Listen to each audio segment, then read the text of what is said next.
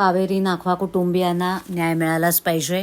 Worli hit and run प्रकरण fast track कोर्टात चालवा आणि कावेरी नाखवा यांना चिरडणाऱ्या मिहीर शहाला फाशी द्या अशी जोरदार मागणी करत ठाण्यातील शिवसेना उद्धव बाळासाहेब ठाकरे पक्षाच्या महिला कार्यकर्त्यांनी आंदोलन केलं.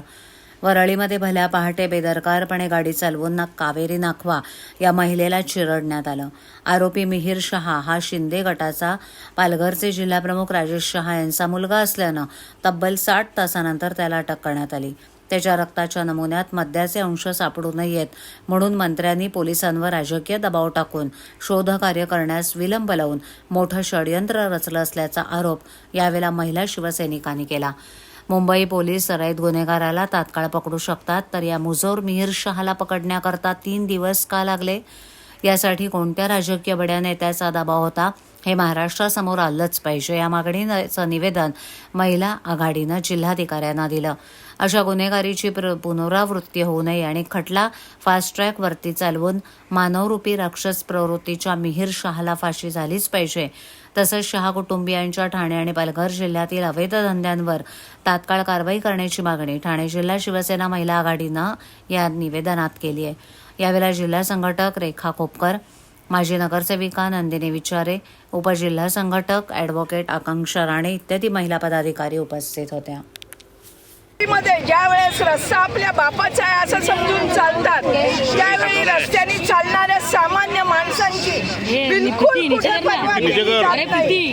ज्यावेळी गाडीला ठोकर देऊन हे नवरा बायको दोघं जण त्यांच्या बॉनेटवर उडाले. बॉनेटवर उडाल्यानंतर नवरा बाजूला फेकला गेला.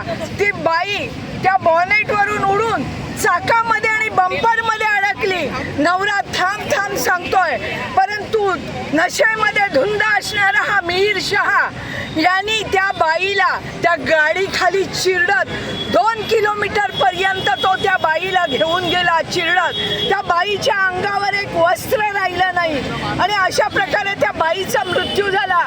एवढा बेदरकारपणा कसा काय येतो या धनदाणी यांच्या अंगात की त्यांना माहिती आहे आम्हाला या ठिकाणी मारणारं कोणी नाही किंवा आमच्या कायदा आमचं काही वाकडं करू शकत नाही. या मिजाशीमध्ये रस्त्यावरून चालणारी ही लोक ज्यावेळी त्यांना सामान्य माणसांच्या आयुष्याची सुद्धा किंमत वाटत नाही, अशा लोकांना सरकारने कुठेतरी जबरदस्त शिक्षा करून आपल्या संपूर्ण सामान्य लोकांना आज न्याय देण्याची गरज आहे. आज प्रत्येक ठिकाणी या महाराष्ट्रामध्ये, पुण्यामध्ये झालं, नागपूरमध्ये झालं, मुंबईमध्ये झालं, जर सामान्य माणसं असेच कीड मुंगीच्या मरणाने मरणार असतील तर हे गरिबांचं सरकार म्हणून घेण्यात हे नालायक सरकार ठरतंय. जर महिलांना या ठिकाणी न्याय मिळत नाही, अरे कशासाठी तुम्ही लाडकी बहीण योजना काढली? तुमची आज लाडकी एक बहीण आमच्या समोर गाडी खाली चिरडली जाते. तिच्या इज्जतीचे धिंडवडे निघतात, तिच्या अंगावर एक वस्त्र राहत नाही, तिच्या शरीराच्या कातड्याचे सोलून ती बाहेर पडते.